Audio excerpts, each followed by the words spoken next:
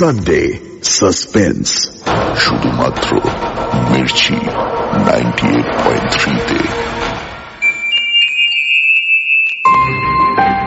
বাংলা সাহিত্যের কিছু রোমাঞ্চকর গল্প দিয়ে সাজানো আমাদের এই বিশেষ নিবেদন সানডে সাসপেন্স। আজ আপনার জন্য শরদিন্দু বন্দ্যোপাধ্যায়ের লেখা ব্যোমকেশ কাহিনী সীমন্ত হীরা। শরদিন্দু বন্দ্যোপাধ্যায় বাংলা সাহিত্যে এক বিরাট ও বহুমুখী প্রতিভা।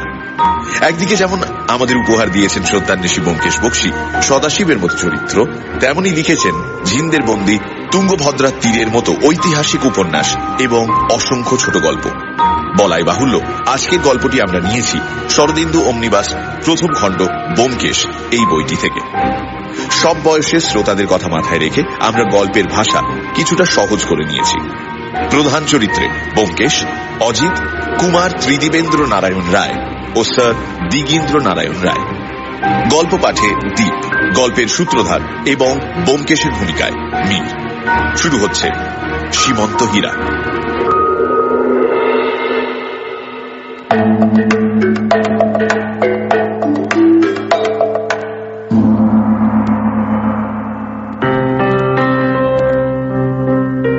কিছুদিন যাবৎ ব্যোমকেশের হাতে কোনো কাজকর্ম ছিল না। এদেশের লোকের কেমন বদভ্যাস, ছোটখাটো চুরি চামারি হলে বেবাক হজম করে যায়, পুলিশে পর্যন্ত খবর দেয় না। হয়তো তারা ভাবে সুখের চেয়ে স্বস্তি ভালো।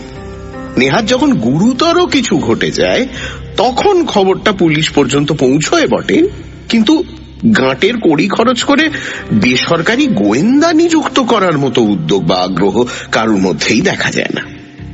কিছুদিন হাহুতাশ ও পুলিশকে গালিগালাজ করে অবশেষে তারা ক্ষান্ত হন। খুন জখম ইত্যাদিও যে আমাদের দেশে একেবারে হয় না এমন কিন্তু নয়, কিন্তু তার মধ্যে বুদ্ধি বা চতুরতার লক্ষণ লেশ মাত্র দেখা যায় না। রাগের মাথায় খুন করে হত্যাকারী তৎক্ষণাৎ ধরা পড়ে যায় এবং সরকারি পুলিশ তাকে হাজতবাস করিয়ে ফাঁসিতে ঝুলিয়ে দেয়। সুতরাং সত্যান্বেষী ব্যোমকেশের পক্ষে সত্য অন্বেষণের সুযোগ যে বিরল হয়ে পড়বে এতে তো আশ্চর্যের কিছু নেই। ব্যোমকেশের অবশ্য সেদিকে লক্ষ্যই ছিল না। সে সংবাদপত্রের প্রথম পাতার উত্তর পশ্চিম কোণ থেকে শেষ পাতার দক্ষিণ পূর্ব কোণ পর্যন্ত পুঙ্খানুপুঙ্খ রূপে পড়ে বাকি সময়টুকু নিজের লাইব্রেরি ঘরের দরজা বন্ধ করে কাটিয়ে দিত। আমার কিন্তু এই এক টানা অবকাশ অসহ্য হয়ে উঠেছিল। যদিও অপরাধীর অনুসন্ধান করা আমার কাজ নয়, গল্প লিখে বাঙালি পাঠকের মনোরঞ্জনকেই জীবনের ব্রত করেছি, তবু চোর ধরার যে একটা অপূর্ব মাদকতা আছে তা অস্বীকার করবার উপায় নেই। নেশার জিনিসের মতোই এই উত্তেজনার উপাদান যথাসময়ে উপস্থিত না হলে মন একেবারেই ভেঙে যায় এবং গোটা জীবনটাই কিরকম নুন ছাড়া খাবারের মতো বিস্বাদ লাগে।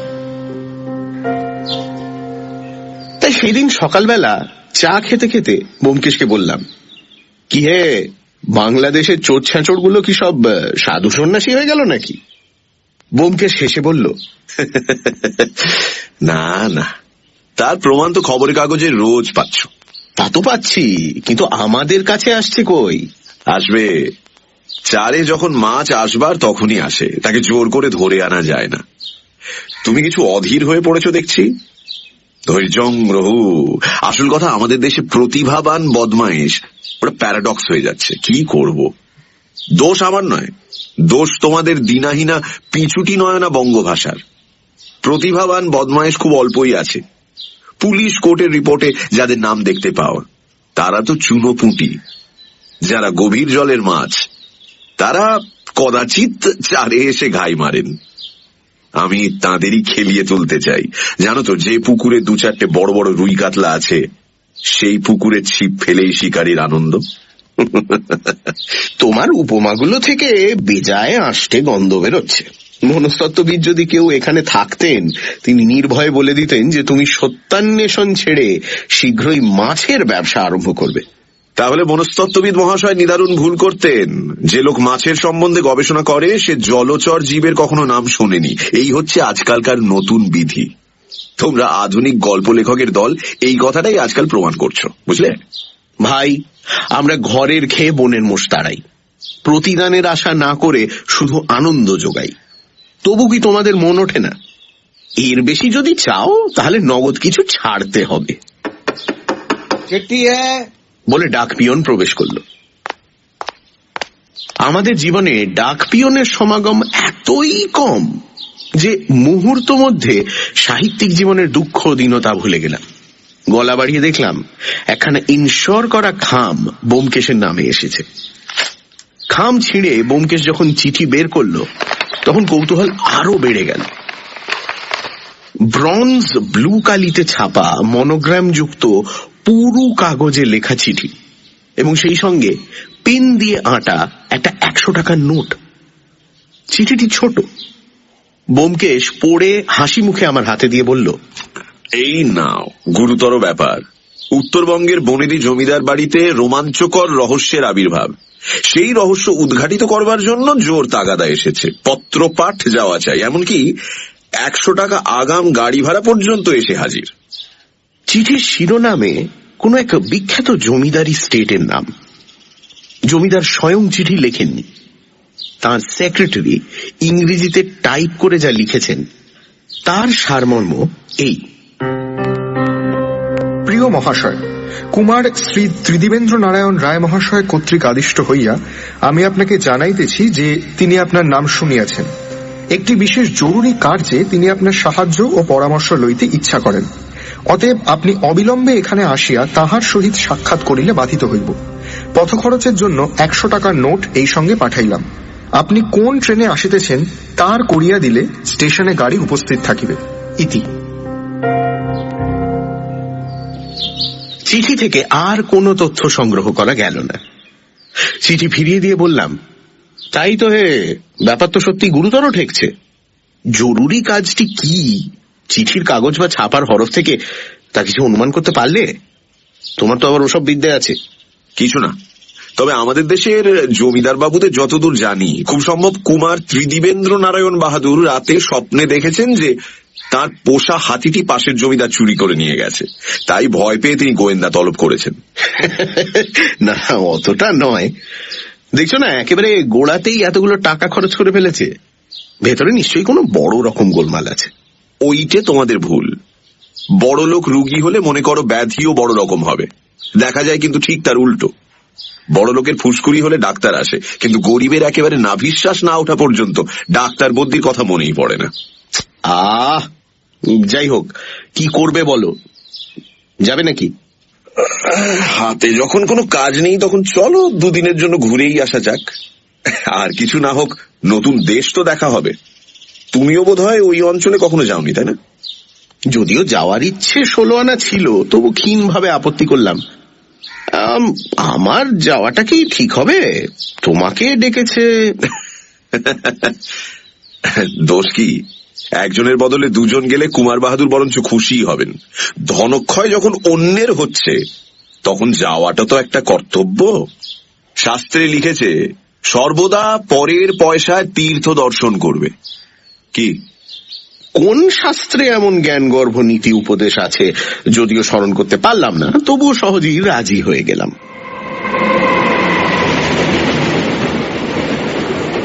সেদিন সন্ধ্যায় গাড়িতে যাত্রা করলাম। পথে উল্লেখযোগ্য কিছু ঘটল না, শুধু একটি অত্যন্ত মিশুকে ভদ্রলোকের সঙ্গে আলাপ হলো। সেকেন্ড ক্লাস কামরায় আমরা 3 জন ছাড়া আর কেউই ছিল না। এই কথা সেই কথার পর ভদ্রলোক জিজ্ঞেস করলেন, তা মশাইদের কত যাওয়া হচ্ছে? প্রত্যুত্তরে ব্যোমকেশ মধুর হেসে বলল, মশাইয়ের কদ্দূর যাওয়া হবে? পাল্টা প্রশ্নে কিছুক্ষণ বিমূঢ় হয়ে থেকে ভদ্রলোক আমতা আমতা করে বললেন, আমি এই পরের স্টেশনই নামবো। ব্যোমকেশ আগের মতোই মধুর স্বরে বলল, আমরাও তারপরে স্টেশনে নেমে যাব। অহেতুক মিথ্যে বলবার প্রয়োজন ছিল না, কিন্তু ব্যোমকেশের কোনো মতলব আছে বুঝে আমি আর কিছু বললাম না। গাড়ি থামতেই ভদ্রলোক নেমে গেলেন। রাত হয়েছিল। প্ল্যাটফর্মের ভিড়ে তিনি নিমেষের মধ্যে কোথায় যেন মিলিয়ে গেলেন। তাকে আর দেখতে পেলাম না।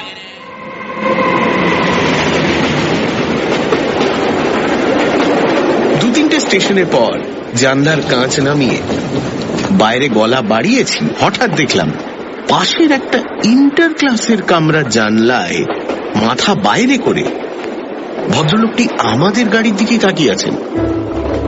চোখাচোখি হওয়া মাত্র তিনি বিদ্যুৎ বেগে মাথা টেনে নিলেন। আমি উত্তেজিত ভাবে ব্যোমকেশের দিকে ফিরে বললাম, ওহে। ব্যোমকেশ বলল, জানি জানি ভদ্রলোক পাশের গাড়িতে উঠেছেন, ব্যাপার যতটা তুচ্ছ মনে করেছিলাম দেখছি তা নয়। ভালোই। তারপর প্রায় প্রতি স্টেশনেই জানলা দিয়ে গলা বাড়িয়ে দেখেছি, কিন্তু সে ভদ্রলোকের চুলের টিকি পর্যন্ত দেখতে পাইনি।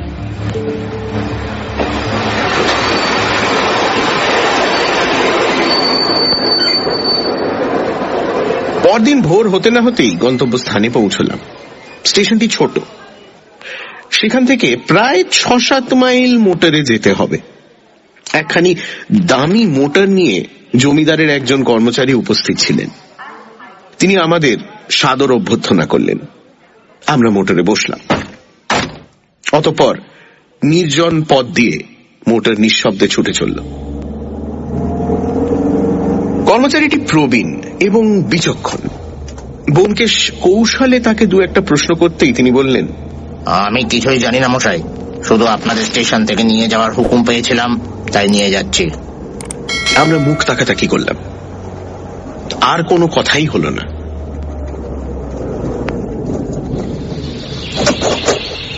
পরে জমিদার বাড়িতে পৌঁছে দেখলাম সে এক ইলাহি কাণ্ড। মাঠের মাঝখানে যেন ইন্দ্রপুরী বসেছে। প্রকাণ্ড সাবেক 5 মহল ইমারত, তাকে ঘিরে প্রায় 30-40 বিঘে জমির ওপর বাগান, হট হাউস, পুকুর, টেনিস কোর্ট, কাছারি বাড়ি, অতিথিশালা, পোস্ট অফিস, আরো কত কি। চারিদিকে লস্কর, পেয়াদা, গোমস্তা, সরকার খাতক, প্রজার ভিড় লেগেই রয়েছে। আমাদের মোটর বাড়ির সামনে থামতেই প্রাইভেট সেক্রেটারি নিজে এসে আমাদের সমাদর করে ভেতরে নিয়ে গেলেন। একটা আস্ত মহল আমাদের জন্য নির্দিষ্ট করা হয়েছে। সেক্রেটারি বললেন, আপনারা মুখ হাত ধুয়ে জলযোগ করে নিন, ততক্ষণে কুমার বাহাদুরও আপনাদের সঙ্গে দেখা করবার জন্য তৈরি হয়ে যাবেন। চান সেরে বাইরে বেরোতেই প্রচুর জলখাবার এসে উপস্থিত হলো। তার যথারীতি ধ্বংস সাধন করে তৃপ্ত মনে একটি সিগারেট ধরিয়েছি। এমন সময় সেক্রেটারি এসে বললেন, কুমার বাহাদুর লাইব্রেরি ঘরে আপনাদের জন্য অপেক্ষা করছেন, আমার সঙ্গে আসুন। আমরা উঠে তাকে অনুসরণ করলাম। রাজকার্যে যাচ্ছি এমন একটি ভাব নিয়ে লাইব্রেরি ঘরে প্রবেশ করলাম। কুমার ত্রিদিবেন্দ্র নারায়ণ নাম থেকে আরম্ভ করে সব বিষয়ে বিরাট আড়ম্বর দেখে মনের মধ্যে কুমার বাহাদুর সম্বন্ধে একটা গুরুগম্ভীর ধারণা জন্মেছিল। কিন্তু তার সামনে উপস্থিত হয়ে সে ভ্রম ঘুচে গেল। দেখলাম আমাদেরই মতো সাধারণ পাঞ্জাবি পরা একটি হাসিমুখ যুবা পুরুষ, ফর্সা সুশ্রী চেহারা, ব্যবহারে তিল মাত্র আড়ম্বর নেই। আমরা যেতেই চেয়ার থেকে উঠে আগেই হাত তুলে নমস্কার করলেন। নমস্কার। পলকের জন্য একটু দ্বিধা করে ব্যোমকেশকে বললেন, আপনি ব্যোমকেশ বাবু? আচ্ছা, আসুন। ব্যোমকেশ আমাকে পরিচিত করিয়ে দিয়ে বলল, ইনি আমার বন্ধু, সহকারী এবং ভবিষ্যৎ জীবনী লেখক, তাই ওকে সহজে কাছছাড়া করি না। কুমার ত্রিদিব হেসে বললেন, আশা করি আপনার জীবনী লেখার প্রয়োজন এখনো অনেক দূরে। অজিত বাবু এসেছেন, আমি ভারী খুশি হয়েছি, কারণ প্রধানত ওর লেখার ভেতর দিয়েই আপনার নামের সঙ্গে আমাদের পরিচয়। আসুন। উৎফুল্ল হয়ে উঠলাম। অন্যের মুখে নিজের লেখার অযাচিত উল্লেখ যে কত মধুর, তা যিনি ছাপার অক্ষরের কারবার করেন তিনিই জানেন। বুঝলাম ধনী জমিদার হলেও লোকটি শিক্ষিত এবং বুদ্ধিমান। লাইব্রেরি ঘরের চারিদিকে চোখ ফিরিয়ে দেখলাম দেওয়াল সংলগ্ন আলমারিগুলি দিশি বিলিতি নানান ধরনের বইয়ের ঠাসা। টেবিলের ওপরেও অনেকগুলো বই ইতস্তত ছড়ানো রয়েছে। লাইব্রেরি ঘরটি যে কেবলমাত্র বাড়ি সাজানোর জন্য নয়, রীতিমতো ব্যবহারের জন্য, তাতে আর কোনো সন্দেহ রইল না। আরো কিছুক্ষণ শিষ্টতা বিনিময়ের পর কুমার বাহাদুর বললেন, এবার কাজের কথা আরম্ভ করা যাক। সেক্রেটারিকে হুকুম দিলেন, শোনো, তুমি এখন যেতে পারো, তবে লক্ষ্য রেখো এই ঘরে যেন কেউ না ঢোকে। সেক্রেটারি সন্তর্পণে দরজা বন্ধ করে বেরিয়ে গেল। কুমার ত্রিদীপ চেয়ারে ঝুঁকে বসে বললেন, আপনাদের যে কাজের জন্য এত কষ্ট দিয়ে ডেকে আনিয়েছি সে কাজ যেমন গুরুতর তেমনি গোপনীয়।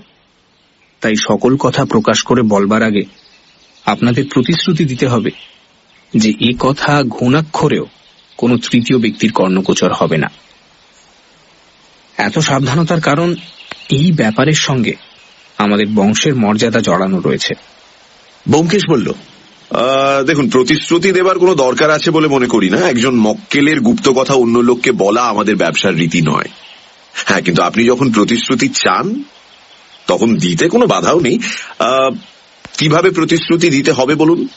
তামা তুলসীর দরকার নেই, আপনাদের মুখের কথাই যথেষ্ট। আমি একটু দ্বিধায় পড়লাম। বললাম, গল্প ছলেও কি কোনো কথা প্রকাশ করা যাবে না?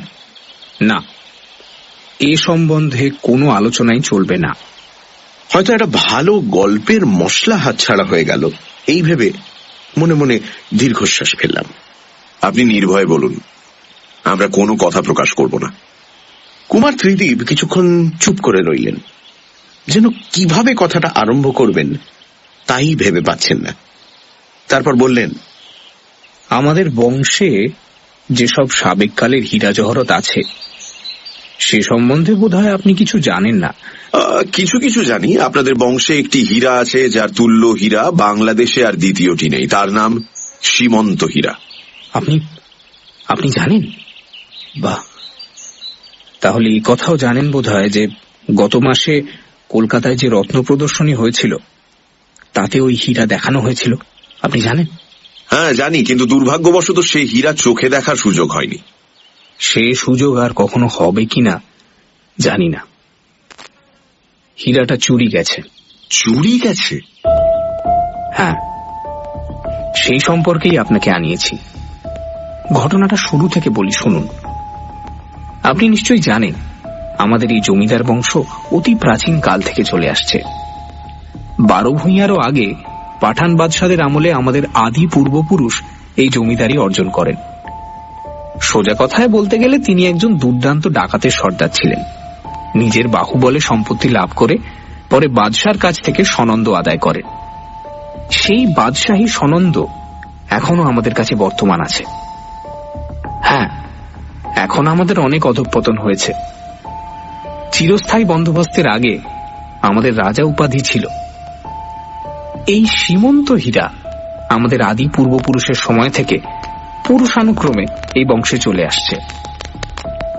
একটা প্রবাদ আছে যে এই হীরা যতদিন আমাদের কাছে থাকবে ততদিন বংশের কোনো অনিষ্ট হবে না, কিন্তু হীরা যদি কোনো রকমে হস্তান্তরিত হয় তাহলে এক পুরুষের মধ্যেই বংশলোপ হয়ে যাবে।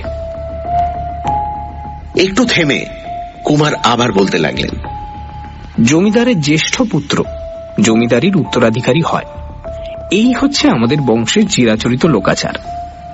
কনিষ্ঠরা কেবল বাবুয়ান বা ভরণ পোষণ পান। এই সূত্রে 2 বছর আগে আমার বাবার মৃত্যুর পর আমি জমিদারি পেয়েছি। আমি বাপের একমাত্র সন্তান।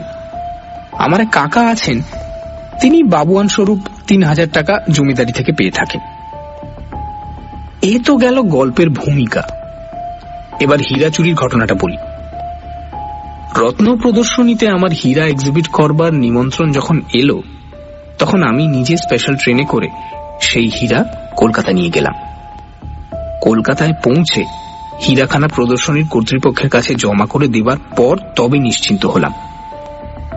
আপনারা নিশ্চয়ই জানেন এই প্রদর্শনীতে বরোদা, হায়দ্রাবাদ, পাটিয়ালা প্রভৃতি রাজবংশের খানদানি জহরত সব প্রদর্শিত হয়েছিল।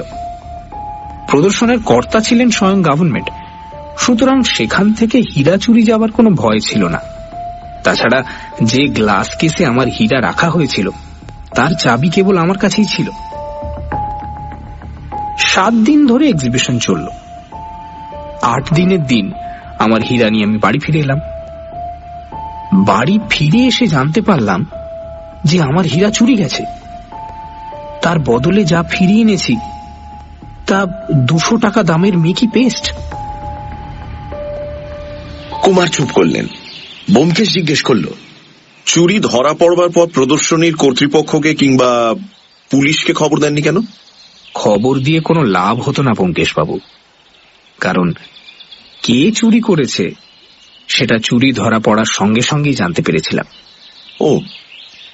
ব্যোমকেশ তীক্ষ্ণ দৃষ্টিতে কিছুক্ষণ কুমারের মুখের দিকে তাকিয়ে থেকে বলল, তারপর বলে যান। বলে যান। এ কথা কাউকে বলবার নয়, পাছে জানাজানি হয়ে পারিবারিক কলঙ্ক বার হয়ে পড়ে, কাগজে এ নিয়ে লেখালেখি শুরু হয়। এই ভয়ে বাড়ির লোককে পর্যন্ত এ কথা জানাতে পারিনি। জানি শুধু আমি আর আমার বৃদ্ধ দেওয়ান মশাই। কথাটা আরো খোলসা করে বলা দরকার। আপনাকে একটু আগে বললাম না যে আমার এক কাকা আছেন, তিনি কলকাতায় থাকেন। স্টেট থেকে মাসিক ৩,০০০ টাকা খরচা পান। তার নাম আপনি নিশ্চয়ই শুনেছেন। তিনি বিখ্যাত শিল্পী এবং বৈজ্ঞানিক স্যার দিগীন্দ্র নারায়ণ রায়। তার মতো আশ্চর্য মানুষ খুব কম দেখা যায়। বিলেতে জন্মালে তিনি বোধহয় অদ্বিতীয় মনীষী বলে পরিচিত হতে পারতেন। যেমন অসাধারণ বুদ্ধিমত্তা, তেমনি অগাধ পাণ্ডিত্য। গত মহাযুদ্ধের সময় তিনি প্লাস্টার অফ প্যারিস সম্বন্ধে কি একটা তথ্য আবিষ্কার করে ইংরেজ গভর্নমেন্টকে উপহার দিয়েছিলেন, আর তার ফলে স্যার উপাধি পান। শিল্পের দিকেও তার কি অসামান্য প্রতিভা, তার পরিচয় সম্ভবত আপনাদের অল্প বিস্তর জানা আছে। প্যারিসের শিল্প প্রদর্শনীতে মহাদেবের পাথরের মূর্তি এক্সিবিট করে তিনি যে সম্মান ও প্রশংসা লাভ করেন তা সবাই জানে। মানে মোটের ওপর এমন বহুমুখী প্রতিভা সচরাচর চোখে পড়ে না। কাকা আমাকে কম স্নেহ করেন না, কিন্তু একটা বিষয়ে তার সঙ্গে আমার মতভেদ হয়েছিল। এই হীরাটা তিনি আমার কাছে চেয়েছিলেন। হীরাটার উপর তার একটা অহেতুক আসক্তি ছিল। তার দামের জন্য নয়, শুধু হীরাটাকেই নিজের কাছে রাখবার জন্য তিনি প্রায় পাগল হয়ে উঠেছিলেন। আমি জিজ্ঞেস করলাম, হীরেটার দাম কত হবে? খুব সম্ভবত 3 পয়সার। টাকা দিয়ে সে জিনিস কেনবার মতো লোক ভারতবর্ষে খুব কমই আছে। তাছাড়া আমরা কখনো তার দাম যাচাই করে দেখিনি। গৃহদেবতার মতোই সেই হীরাটা অমূল্য ছিল। সে যাক, আমার বাবার কাছেও কাকা এই হীরাটা চেয়েছিলেন, কিন্তু বাবা দেননি। তারপর বাবা মারা যাওয়ার পর কাকা আমার কাছে সেটা চাইলেন। বললেন, আমার মা সোহারা চাই না, তুমি শুধু হীরেটা আমাকে দাও। বাবা মৃত্যুকালে আমাকে এই বিষয়ে সাবধান করে দিয়েছিলেন। তাই আমি হাত জোড় করে কাকাকে বললাম, কাকা আপনার যা ইচ্ছে নিন, কিন্তু ওই হীরাটা দিতে পারবো না। বাবার শেষ আদেশ। কাকা আর কিছু বললেন না, কিন্তু বুঝলাম তিনি আমার উপর মর্মান্তিক অসন্তুষ্ট হয়েছেন। এরপর থেকে কাকার সঙ্গে আমার দেখা হয়নি। তবে হ্যাঁ, চিঠি আদান প্রদান হয়েছে। যেদিন হীরা নিয়ে কলকাতা থেকে ফিরে এলাম, তার পরদিন কাকার কাছ থেকে একটা চিঠি এলো। ছোট্ট চিঠি, কিন্তু পড়ে মাথা ঘুরে গেল। এই দেখুন সেই চিঠি। চাবি দিয়ে সেক্রেটারিয়েট টেবিলের দেরাজ খুলে কুমার বাহাদুর একখানা চিঠি বার করে দিলেন। ছোট ছোট সুছাদ অক্ষরে লেখা বাংলা চিঠি। তাতে লেখা আছে, কল্যাণীয় খোকা, দুঃখিত হও না, তোমরা দিতে চাওনি তাই আমি নিজের হাতে নিলাম। বংশ লোপ হবে বলে যে কুসংস্কার আছে তাতে বিশ্বাস করো না। ওটা আমাদের পূর্বপুরুষদের একটা ফন্দি মাত্র, যাতে জিনিসটা হস্তান্তরিত করতে কেউ সাহস না করে। আশীর্বাদ নিও। এটি তোমার কাকা শ্রী দিগীন্দ্র নারায়ণ রায়। ব্যোমকেশ নিঃশব্দে চিঠি ফেরত দিল। কুমার বলতে লাগলেন, আমি চিঠি পড়েই ছুটলাম তোষাখানায়। লোহার সিন্দুক খুলে হীরার বাক্স বার করে দেখলাম হীরা ঠিক আছে। দেওয়ান মশাইকে ডাকলাম। তিনি জহরতের একজন ভালো জহুরি। দেখেই বললেন, জাল হীরা, কিন্তু চেহারায় কোথাও এতটুকু তফাৎ নেই। একেবারে অবিকল আসল হীরার জোড়া। কুমার দেরাজ খুলে একটি ভেলভেটের বাক্স বার করলেন। ডালা খুলতেই সুপুরির মতো গোলাকার একটা পাথর ঝলমল করে উঠল। কুমার বাহাদুর 2 আঙুলে সেটা তুলে ব্যোমকেশের হাতে দিয়ে বললেন, জহুরি ছাড়া কারোর সাধ্য নেই যে বোঝে এটা জাল হীরা। আসলে 200 টাকার বেশি এর দাম নয়। অনেকক্ষণ ধরে আমরা সেই মূল্যহীন কাঁচ খণ্ডটাকে ঘুরিয়ে ফিরিয়ে দেখলাম। তারপর দীর্ঘশ্বাস ছেড়ে ব্যোমকেশ সেটা ফিরিয়ে দিয়ে বলল, তাহলে আমার কাজ হচ্ছে সেই আসল হীরাটা উদ্ধার করা। স্থির দৃষ্টিতে তার দিকে তাকিয়ে থেকে কুমার বললেন, হ্যাঁ, কেমন করে হীরা চুরি গেল সে নিয়ে মাথা ঘামাবার কোনো দরকার নেই। আমি শুধু আমার হীরাটা ফেরত চাই। যেমন করে হোক, যে উপায় হোক, আমার সীমন্ত হীরা আমাকে ফিরিয়ে এনে দিতেই হবে। খরচের জন্য ভাবনা করবেন না। যত টাকা লাগে, সে যদি 20,000 টাকাও হয়, তাও দিতে আমি পিছুপা হব না, এটা জানবেন। শুধু একটা শর্ত, কোন রকমে এ কথা যেন খবরের কাগজে না ওঠে। তো কবে নাগাদ হীরাটা পেলে আপনি খুশি হবেন? হ্যাঁ, কবে নাগাদ? তবে কি আপনি হীরাটা উদ্ধার করতে পারবেন বলে মনে হয়? এ তো অতি তুচ্ছ ব্যাপার। আমি এর চেয়ে ঢের বেশি জটিল রহস্য প্রত্যাশা করেছিলাম। যাই হোক, আজ শনিবার, আগামী শনিবারের মধ্যে আপনার হীরা আপনি ফেরত পেয়ে যাবেন বলে সে উঠে দাঁড়ালো। কলকাতায় ফিরে প্রথম দিনটা গোলমালে কেটে গেল। রাতে দুজনের কথা হলো। আমি জিজ্ঞেস করলাম, প্ল্যান অফ ক্যাম্পেইন কিছু ঠিক হলো? না, আগে বাড়িটা দেখে কিছু সংবাদ সংগ্রহ করা যাক, তারপর না হয় প্ল্যান স্থির করা যাবে। হিরেটা কি বাড়িতেই আছে মনে হয়? নিশ্চয়ই। যে জিনিসের মোহে খুড়োমশাই শেষ বয়সে ভাইপোর সম্পত্তি চুরি করেছেন, সে জিনিস তিনি এক মুহূর্তের জন্য কাটছাড়া করবেন না। আমাদের শুধু জানা দরকার কোথায় তিনি সেটা রেখেছেন। আমার বিশ্বাস। তোমার বিশ্বাস? সেটা অনুমান মাত্র। দ্বিজেন্দ্র নারায়ণ খুড়োমশাইয়ের সঙ্গে মুখোমুখি দেখা না হওয়া পর্যন্ত কিছুই ঠিক করে বলা যায় না। আমি ক্ষণকাল চুপ করে থেকে তারপর বললাম, আচ্ছা ব্যোমকেশ, এই কাজের নৈতিক দিকটা ভেবে দেখেছো কি? কোন কাজের? যে উপায় অবলম্বন করে তুমি হিরেটা উদ্ধার করতে যাচ্ছ। ভেবে দেখেছি। ডাহা নিছক চুরি ধরা পড়লে জেলে যেতে হবে, কিন্তু চুরি মাত্রই নৈতিক অপরাধ নয়। চোরের উপর বাটপাড়ি করা মহাপুণ্য কাজ। তা তো বুঝলাম, কিন্তু দেশের আইন তো সে কথা শুনবে না। সে ভাবনা আমার নয়। আইনের যারা রক্ষক তারা পারেন তো আমায় শাস্তি দিন। পরদিন দুপুরবেলা ব্যোমকেশ একা বেরিয়ে গেল। যখন ফিরল তখন সন্ধে হয়ে গেছে। হাত মুখ ধুয়ে জল খাবার খেতে বসে জিজ্ঞেস করলাম, কাজ কতদূর হলো? ব্যোমকেশ অন্যমনস্ক ভাবে কচুরিতে কামড় দিয়ে বলল, বিশেষ সুবিধে হলো না।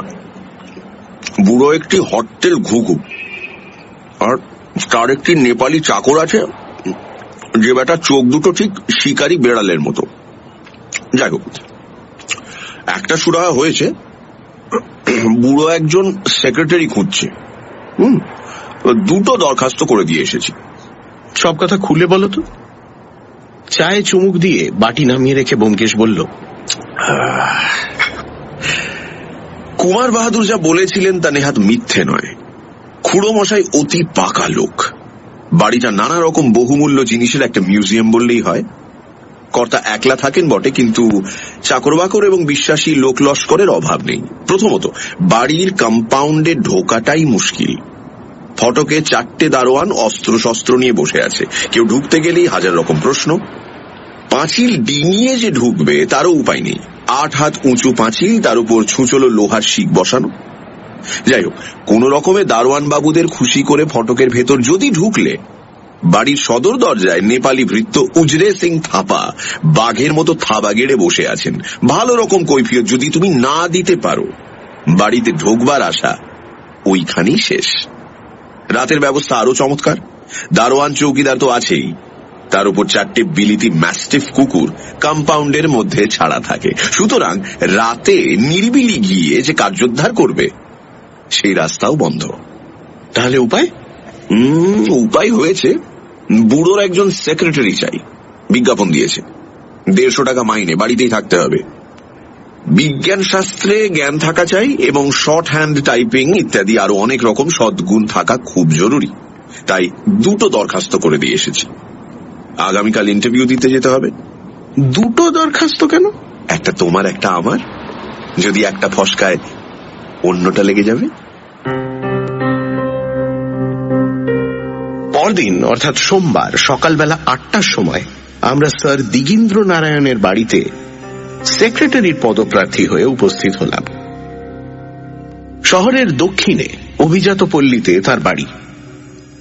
দারোয়ানের ভিড় ঠেলে ভেতরে প্রবেশ করতেই দেখলাম আমাদের মতো আরো কয়েকজন চাকরির আশায় হাজির হয়েছে।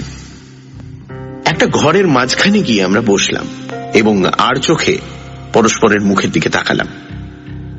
ব্যোমকেশ ও আমি যে পরস্পরকে চিনি তার আভাস মাত্র দিলাম না। আগে থেকে সেই রকমই স্থির করা ছিল। বাড়ির কর্তা ভেতরের কোনো এক ঘরে বসে একে একে প্রার্থীদের ডাক পাঠাচ্ছিলেন। মনের মধ্যে উৎকণ্ঠা জেগেছিল। হয়তো আমাদের ডাক পড়বার আগেই অন্য কেউ বহাল হয়ে যাবেন। কিন্তু দেখা গেল একে একে সকলেই ফিরে এলেন এবং কোনো কথা না বলে শুকনো মুখেই বেরিয়ে গেলেন।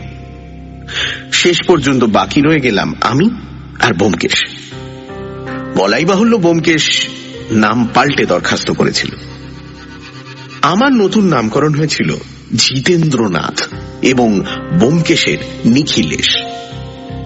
পাছে ভুলে যাই, তাই নিজের নামটা মাঝে মাঝেই আবৃত্তি করে নিচ্ছিলাম। এমন সময় চাকর এসে জানালো কর্তা আমাদের দুজনকে একসঙ্গেই তলব করেছেন। খানিকটা অবাক হলাম। ব্যাপার কি? এতক্ষণ তো একে একে ডাক পড়ছিল, এখন আবার একসঙ্গে কেন? যাই হোক, বিনা বাক্য ব্যয়ে চাকরের পেছন পেছন গিয়ে গৃহস্বামীর সম্মুখীন হলাম। প্রায় আসবাব শূন্য প্রকাণ্ড একখানা ঘরের মাঝখানে বৃহৎ সেক্রেটারিয়েট টেবিল এবং তারই সামনে দরজার দিকে মুখ করে হাত কাটা জামা পরা বিশাল কায় স্যার দিগীন্দ্র বসে আছেন। বুলডগের মুখে কাঁচা পাকা দাড়ি গোঁপ গজালে যেরকম দেখতে লাগে সেই রকম একখানা মুখ। হঠাৎ দেখলে বাপ রে বলে চেঁচিয়ে উঠতে ইচ্ছা হয়। হাঁড়ির মতো মাথা, তার মাঝখানে টাক পড়ে খানিকটা স্থান চকচক করছে। প্রকাণ্ড শরীর এবং প্রকাণ্ড মস্তকের মাঝখানে ঘাড় বলে কোনো পদার্থ নেই। লম্বা লোমশ হাত দুটো বন মানুষের মতোই দৃঢ় এবং ভয়ঙ্কর, কিন্তু তার প্রান্তে আঙুলগুলি ভারতীয় চিত্রকলার মতো সরু ও সুদৃশ্য। একেবারে লতিয়ে না গেলেও পেছন দিকটা ঈষৎ বেঁকে গেছে। চোখ দুটো ছোট এবং সবসময় যেন লড়াই করবার জন্য প্রতিদ্বন্দ্বী খুঁজছে। মোটের উপর আরব্য উপন্যাসের দৈত্যের মতো এই লোকটিকে দেখা মাত্র একটা অহেতুক সম্ভ্রম ও ভীতির সঞ্চার হয়। মনে হয় এর এই কুদর্শন দেহটার মধ্যে ভালো ও মন্দ করবার অফুরন্ত শক্তি রয়েছে। আমরা বিনীতভাবে নমস্কার করে টেবিলের সামনে গিয়ে দাঁড়ালাম। সেই ক্ষুদ্র চোখ দুটি আমার মুখ থেকে ব্যোমকেশের মুখ পর্যন্ত দ্রুত বেগে কয়েকবার যাতায়াত করে ব্যোমকেশের মুখের ওপরেই স্থির হল। তারপর সেই প্রকাণ্ড মুখে এক অদ্ভুত হাসি দেখা দিল। বুলডগ হাসতে পারে কিনা জানি না, কিন্তু পারলে বোধ হয় এইরকমই হাসত। এই হাসি ক্রমে মিলিয়ে গেল এবং একটি গম্ভীর গলা বলে উঠল, উজরে, দরজা বন্ধ করো। নেপালি ভৃত্য উজরে সিং দরজার কাছেই দাঁড়িয়েছিল। নিঃশব্দে বাইরে থেকে দরজা বন্ধ করে দিল। কর্তা তখন টেবিলের ওপর থেকে আমাদের দরখাস্ত দুটো তুলে নিয়ে বললেন, কার নাম নিখিলেশ? ব্যোমকেশ বলল, আগে আমার। তুমি নিখিলেশ, তুমি জিতেন্দ্রনাথ, তোমরা দুজনে শলা করে দরখাস্ত করেছো? আগে আমি তো ওকে চিনি না। বটে, চেনো না? দরখাস্ত পড়ে তোমার অন্যরকম মনে হয়েছিল। যা হোক, তুমি এমএসসি পাশ করেছো? আগে হ্যাঁ। কোন ইউনিভার্সিটি থেকে? ক্যালকাটা ইউনিভার্সিটি থেকে। ক্যালকাটা ইউনিভার্সিটি থেকে। কোন সালে পাশ করেছো? সভায় দেখলাম বইখানা ইউনিভার্সিটি মুদ্রিত প্রত্যেক বছর পরীক্ষায় পাশ করা ছাত্রদের নামের তালিকা। আমার কপাল ঘেমে উঠল। এই রে, এইবার বুঝি সব ফেসে যায়। ব্যোমকেশ কিন্তু নির্লিপ্ত স্বরে বলল, আগে এই বছর মাসখানেক আগে রেজাল্ট বেরিয়েছে। হাঁপ ছেড়ে বাঁচলাম। যাক, একটা ভাড়া তো কাটলো। এবছরের নামের তালিকা এখনো ছেপে বের হয়নি। কর্তা ব্যর্থ হয়ে বই রেখে দিলেন। তারপর আরো কিছুক্ষণ ব্যোমকেশের উপর কঠোর জেরা চলল, কিন্তু বৃদ্ধ তাকে টলাতে পারলেন না। শর্ট হ্যান্ড পরীক্ষাতেও যখন সে সহজেই উত্তীর্ণ হল, তখন কর্তা সন্তুষ্ট হয়ে বললেন, বেশ, তোমাকে দিয়ে আমার কাজ চলতে পারে, তুমি বসো। ব্যোমকেশ বসল। কর্তা খানিকক্ষণ ভুরু কুঁচকে টেবিলের দিকে তাকিয়ে রইলেন। তারপর হঠাৎ আমার মুখের দিকে তাকিয়ে বললেন, অজিত বাবু, Downloaded from bengalimp3download.in. Keep visiting us for various audio stories. Thank you. আগে। বোমা ফাটার মতো হাসির শব্দে চমকে উঠলাম। দেখি অদম্য হাসির তোড়ে কর্তার বিশাল দেহ ফেটে পড়বার উপক্রম করছে। অকস্মাৎ এত আনন্দের কি কারণ ঘটল বুঝতে না পেরে ব্যোমকেশের দিকে তাকিয়ে দেখি সে ভর্ৎসনাপূর্ণ দৃষ্টিতে আমার দিকে চেয়ে আছে। তখন বুঝতে পেরে লজ্জায়, অনুশোচনায় একেবারে মাটির সঙ্গে মিশে যেতে ইচ্ছে হলো। হায় হায়, মুহূর্তের অসাবধানতায় সব নষ্ট করে ফেললাম।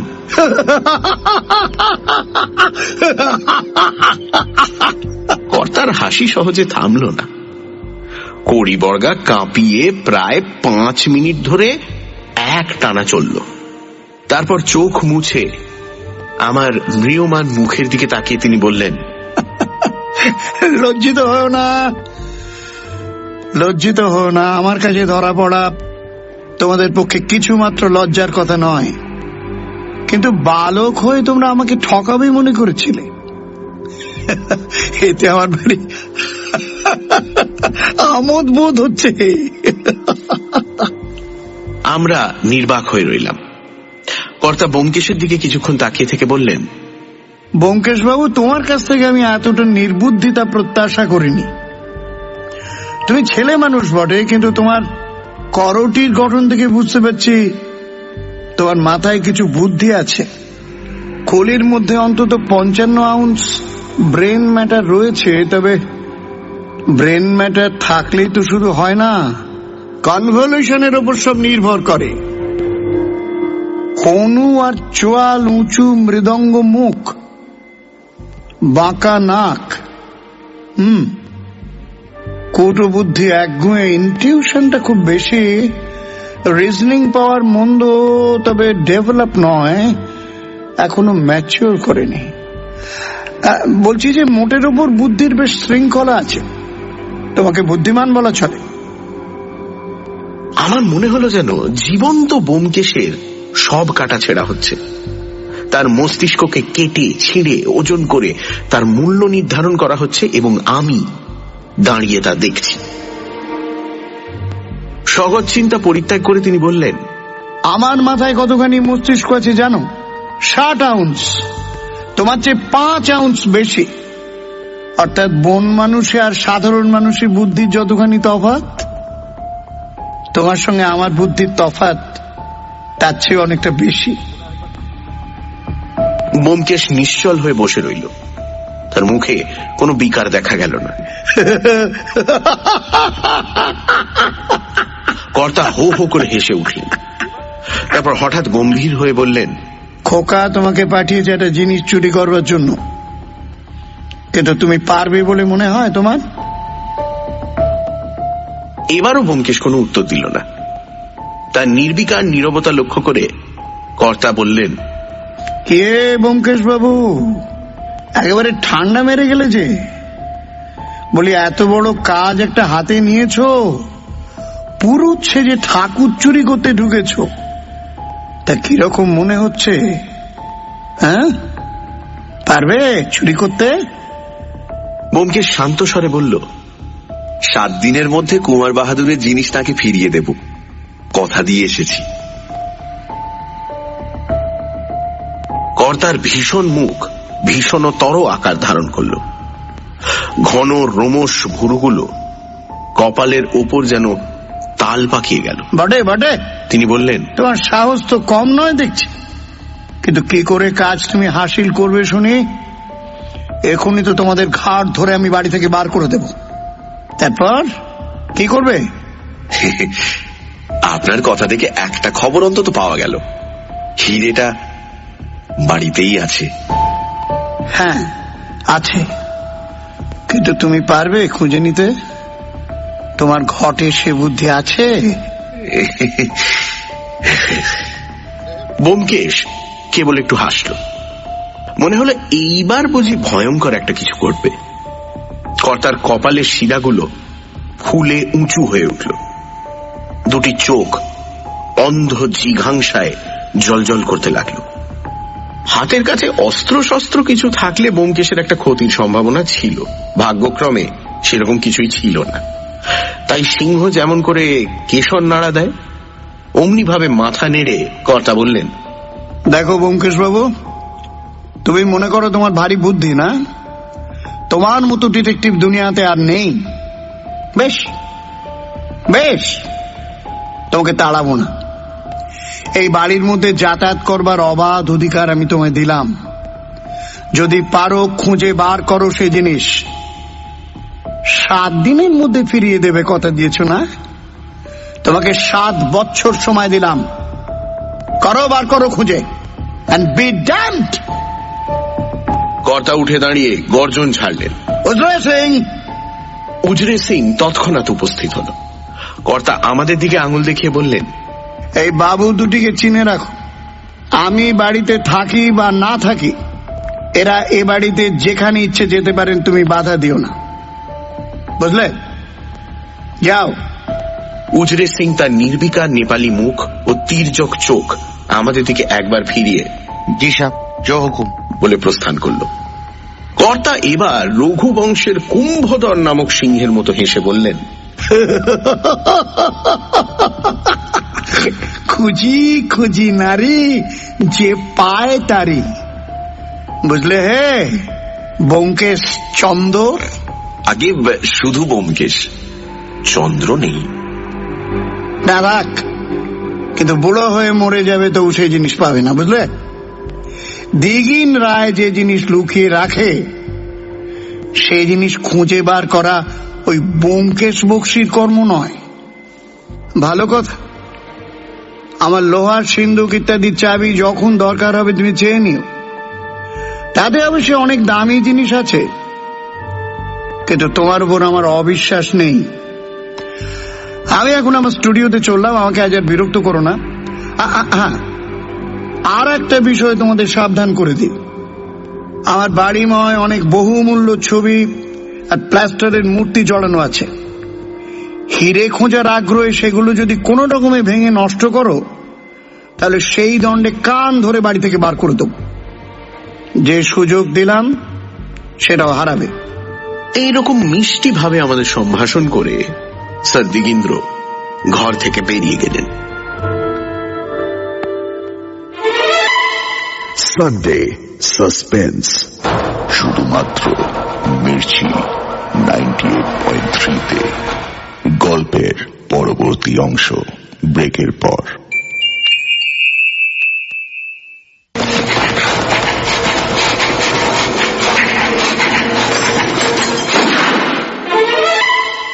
সানডে সাসপেন্স, শুধুমাত্র মির্চি 98.3-তে। শুনছেন শরদিন্দু বন্দ্যোপাধ্যায়ের ব্যোমকেশ কাহিনী সীমন্ত হীরা। কুমার ত্রিদিবেন্দ্র নারায়ণ রায় তাঁর চুরি যাওয়া সীমন্ত হীরা খুঁজে বার করার দায়িত্ব ব্যোমকেশকে দিলেন। কুমার বাহাদুর এও জানালেন যে তাঁর দৃঢ় বিশ্বাস হীরাটা তাঁর কাকা স্যার দিগীন্দ্র নারায়ণ রায় নিয়েছেন। ব্যোমকেশ ও অজিত ছদ্মবেশ ধরে স্যার দিগীন্দ্রের বাড়ি গেলেও তাদের ধরা পড়ে যেতে দেরি হয় না। সব জেনেও স্যার দিগীন্দ্র নারায়ণ ব্যোমকেশকে তার বাড়িতে হীরা অনুসন্ধানের জন্য সম্মতি দেন। ব্যোমকেশ এই কাজে সম্পূর্ণ ব্যর্থ হবে এই কথা ঘোষণা করে তিনি ঘর থেকে বেরিয়ে যান। তারপর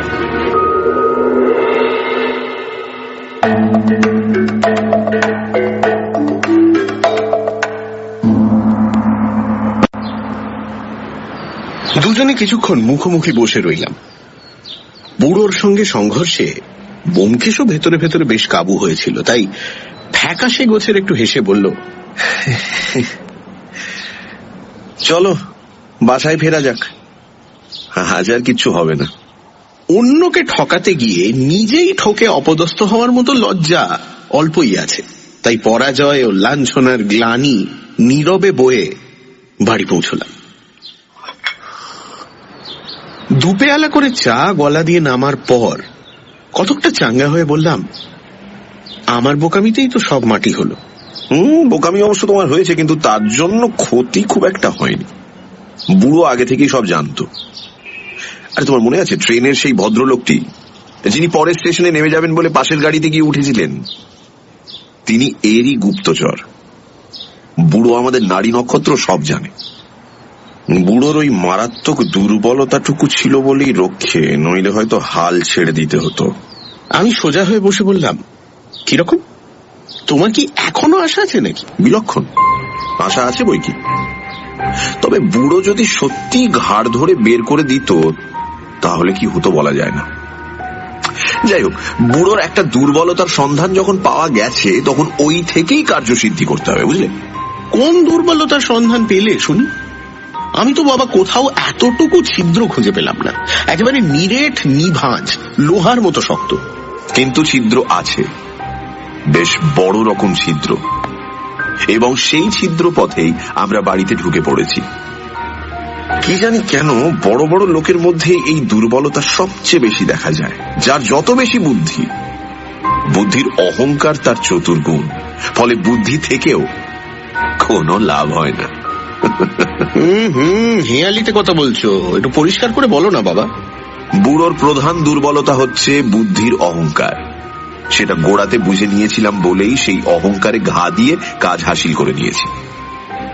বাড়িতে যখন ঢুকতে পেরেছি তখন তো আটানা কাজ হয়েই গেছে। এখন বাকি শুধু হিরেটা খুঁজে বার করা।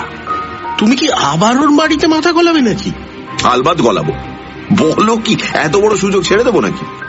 এবার গেলে না ওই বেটা উজরে সিং পেটের মধ্যে কুকরি পুড়ে দেবে। যা হয় করো, আমি আর এর মধ্যে নেই। তা কি হয়? আরে তোমাকেও চাই অজিত। এক যাত্রায় পৃথক ফল কি ভালো?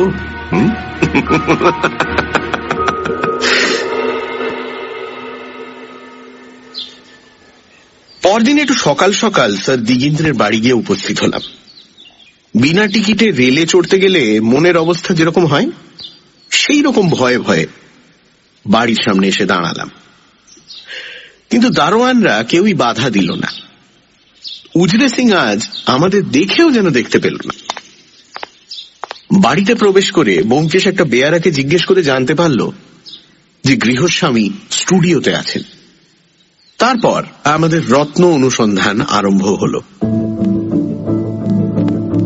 এত বড় বাড়ির মধ্যে সুপুরির সাইজের একটা জিনিস খুঁজে বার করার দুঃসাহস এক ব্যোমকেশেরই থাকতে পারে। অন্য কেউ হলে কোন কালে নিরুৎসাহ হয়ে হাল ছেড়ে দিত। খড়ের গাদার মধ্যে থেকে ছুঁচ খুঁজে বার করাও বোধহয় এর থেকে সহজ।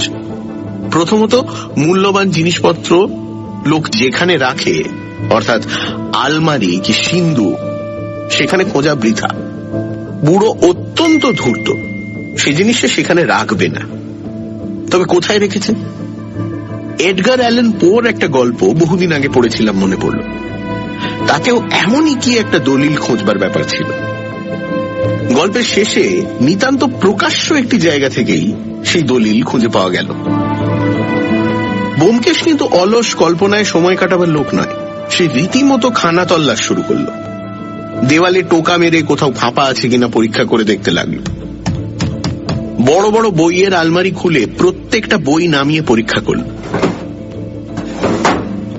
স্যার দিগিন্দ্রের বাড়িখানা ছবি ও মূর্তির একটা কলা ভবন বললেই হয়। ঘরে ঘরে নানান রকম সুন্দর ছবি ও মূর্তি প্লাস্টার কাস্ট করে সাজানো রয়েছে। অন্য আসবাব খুবই কম।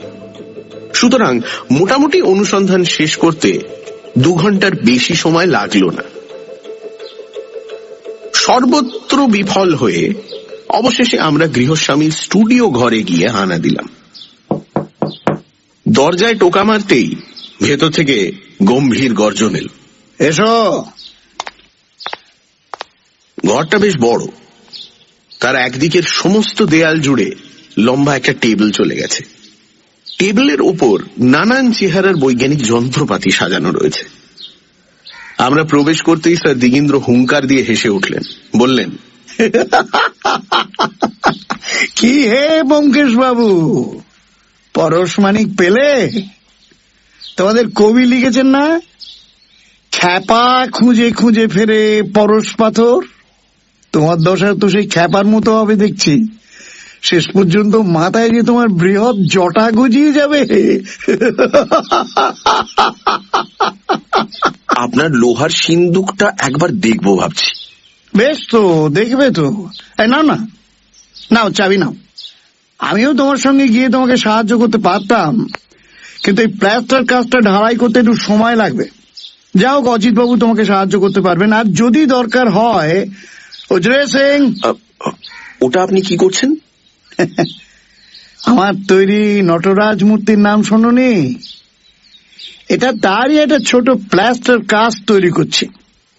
আর একটা আমার টেবিলের উপর রাখা আছে, দেখে থাকবে।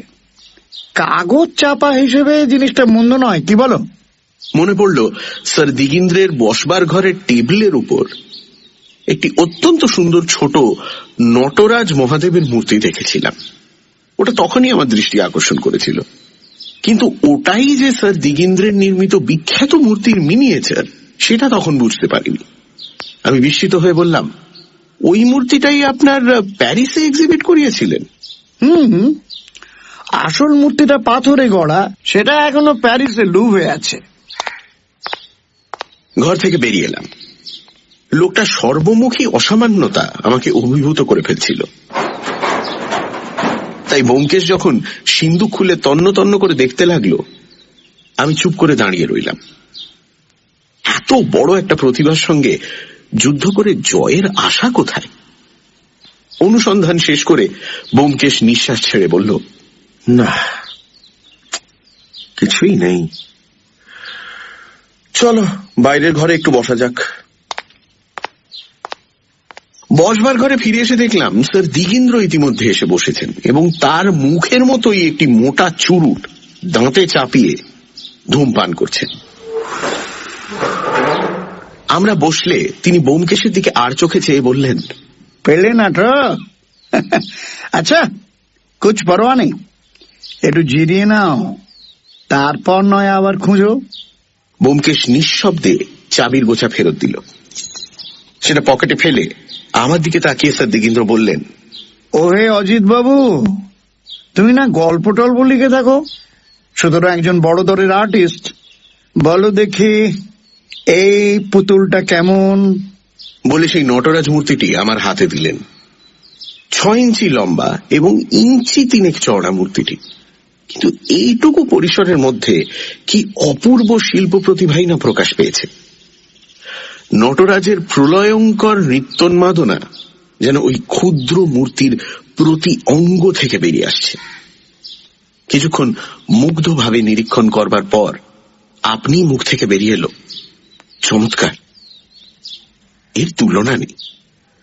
ব্যোমকেশ নিস্পৃহভাবে জিজ্ঞেস করল, এটাও কি আপনি নিজে মোল্ড করেছেন? এক রাশ ধোঁয়া ছেড়ে স্যার দিগিন্দ্র বললেন, আমি ছাড়া কে করবে বলো? ব্যোমকেশ মূর্তিটা আমার হাত থেকে নিয়ে নেড়ে ছেড়ে দেখতে লাগলো। এই জিনিস বাজারে পাওয়া যায় না বোধহয়। না, কেন বলো দেখি? পাওয়া গেলে কিনতে নাকি? বোধহয় কিনতাম। আচ্ছা, আপনি এইরকম প্লাস্টার কাস্ট তৈরি করিয়ে বাজারে বিক্রি করেন না কেন? আমার বিশ্বাস এতে পয়সা আছে। পয়সার যদি কখনো অভাব হয় তখন দেখা যাবে। আপাতত জিনিসটাকে বিক্রি করে আমি খেলেও করতে চাই না। এখন তাহলে উঠি, আবার ও বেলা আসবো। বলে মূর্তিটা ঠক করে টেবিলের ওপর রাখল। স্যার দিগিন্দ্র চমকে উঠে বললেন, এই আরে, তুমি তো আচ্ছা বেকুবে, এখনই এটা ভাঙছিলে আর কি।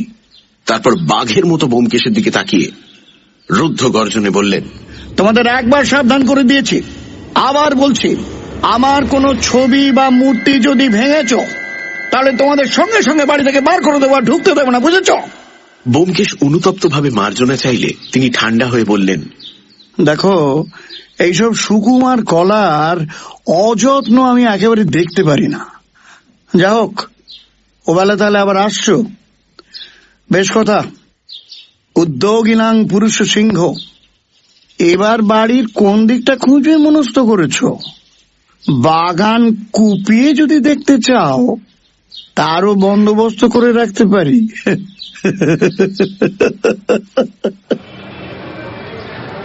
বিদ্রুপ বান বেবাক হজম করে আমরা বেরিয়ে এলাম।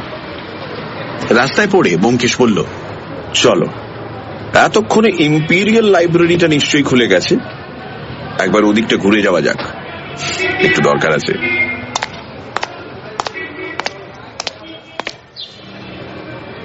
ইম্পিরিয়াল লাইব্রেরিতে গিয়ে ব্যোমকেশ বিলিতি বিশ্বকোষে প্লাস্টার কাস্টিং এর অংশটা খুব মন দিয়ে পড়ল। তারপর বই ফিরিয়ে দিয়ে বেরিয়ে এলো। লক্ষ্য করলাম কোনো কারণে সে বেশ একটু উত্তেজিত হয়েছে। বাড়ি পৌঁছে আমি জিজ্ঞেস করলাম, কি হে, প্লাস্টার কাস্টিং সম্বন্ধে এত কৌতূহল কেন? ব্যোমকেশ বলল, তুমি তো জানোই সকল বিষয়ে কৌতূহল আমার একটা দুর্বলতা। তা তো জানি, কিন্তু কি দেখলে? দেখলাম প্লাস্টার কাস্টিং খুব সহজ, যে কেউ করতে পারে। খানিকটা প্লাস্টার অফ প্যারিস জলে গুলে যখন সেটা দইয়ের মতো ঘন হয়ে আসবে, তখন মাটির বা মোমের ছাঁচের মধ্যে আস্তে আস্তে ঢেলে দাও। মিনিট 10 মধ্যেই সেটা জমে শক্ত হয়ে যাবে, তখন ছাঁচ থেকে বার করে নিলেই হয়ে গেল। ওর মধ্যে শক্ত যা কিছু, সেটা হলো ওই ছাঁচটা তৈরি করা। এই তো, এর জন্য এত দুর্ভাবনা কেন? দুর্ভাবনা নেই। ছাঁচে প্লাস্টার অফ প্যারিস ঢালবার সময় যদি একটা সুপুরি কি ওই জাতীয় কোনো শক্ত জিনিস সেই সঙ্গে ঢেলে দেওয়া যায়, তাহলে সেটা মূর্তির মধ্যেই রয়ে যাবে। অর্থাৎ চলো। বিকেলে আবার স্যার দিগিন্দ্রের বাড়িতে গেলাম। এবারও তন্ন তন্ন করে বাড়িখানা খোঁজা হলো, কিন্তু কোনোই ফল হলো না। স্যার দিগিন্দ্র মাঝে মাঝে এসে আমাদের ব্যঙ্গ বিদ্রুপ করে যেতে লাগলেন। অবশেষে যখন ক্লান্ত হয়ে আমরা বসবার ঘরে এসে বসলাম, তখন তিনি আমাদের ভারী পরিশ্রম হয়েছে বলে চা ও জল খাবার খাওয়ালেন। আমার ভারী লজ্জা করতে লাগলো, কিন্তু ব্যোমকেশ একেবারে বেহায়া। সে অম্লান ভাবে সমস্ত জল খাবার খেতে খেতে অমায়িক ভাবে স্যার দিগিন্দ্রের সঙ্গে গল্প করতে লাগলো। স্যার দিগিন্দ্র জিজ্ঞাসা করলেন, আর কতদিন চালাবে? এখনো আশ মিটলো না? আজ বুধবার তো, এখনো তো 2 দিন সময় আছে। স্যার দিগিন্দ্র অট্টহাসি করতে লাগলেন।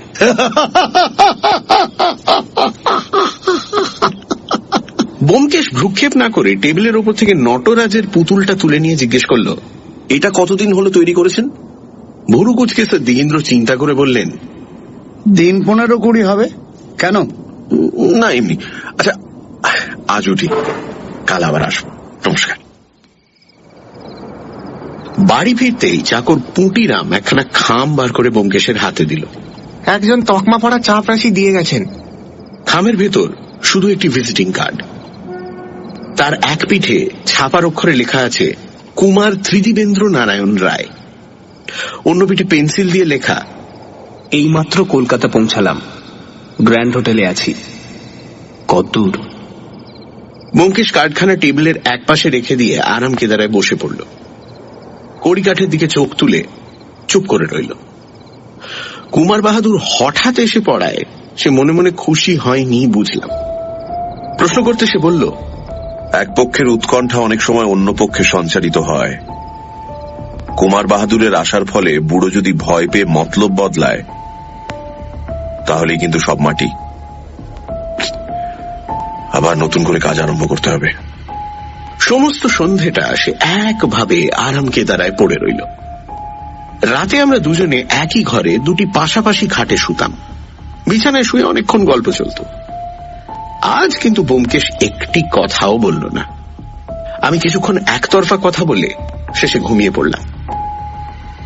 ঘুমিয়ে স্বপ্ন দেখলাম যে আমি, ব্যোমকেশ ও স্যার দিগিন্দ্র হীরের মার্বেল দিয়ে গুলি খেলছি। মার্বেলগুলি সমস্ত ব্যোমকেশ জিতে নিয়েছে এবং স্যার দিগিন্দ্র মাটিতে পা ছড়িয়ে বসে চোখ রগড়ে রগড়ে কাঁদছেন। এমন সময় চমকে ঘুম ভেঙে গেল। চোখ খুলে দেখলাম ব্যোমকেশ অন্ধকারে আমার খাটের পাশে বসে আছে। আমার নিঃশ্বাসের শব্দে বোধহয় বুঝতে পারলো যে আমি জেগে উঠেছি। বলল, দেখো, আমার দৃঢ় বিশ্বাস হিরেটা বসবার ঘরে টেবিলের উপর কোনোখানে আছে।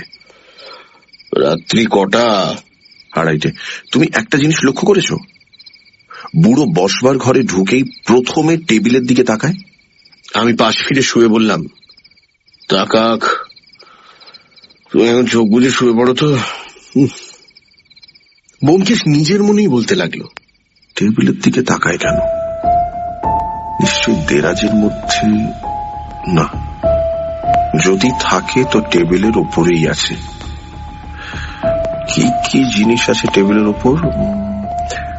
হাতির দাঁতের দোয়াত দান, টাইম পিস ঘড়ি, গন্ধের শিশি, কতগুলো বই, ব্লটিং প্যাড, সিগারের বাক্স, পেনকুশন, নটরাজ, কালির দোয়াত।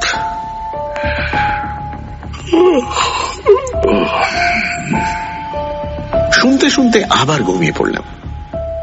রাতে যতবার ঘুম ভাঙল অনুভব করলাম ব্যোমকেশ অন্ধকারে ঘরময় পায়াচারি করে বেড়াচ্ছে।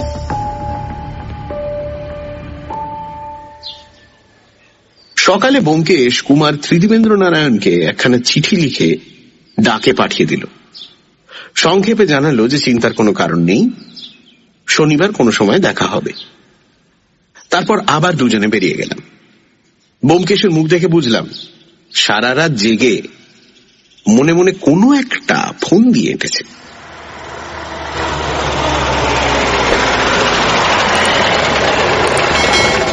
স্যার দিগিন্দ্র আজ বসবার ঘরেই ছিলেন। আমাদের দেখে সাড়ম্বরে সম্ভাষণ করলেন। এই যে মানিক জোর, এসো এসো এসো। তারপর আজ যে বাড়ি সকাল সকাল, ওরে কে আছিস? বাবুদের চা দিয়ে যা। এই দেখো তো, ব্যোমকেশ বাবু কাজ বড় শুকনো শুকনো দেখছি। দুশ্চিন্তায় রাতে ঘুম হয়নি বুঝি?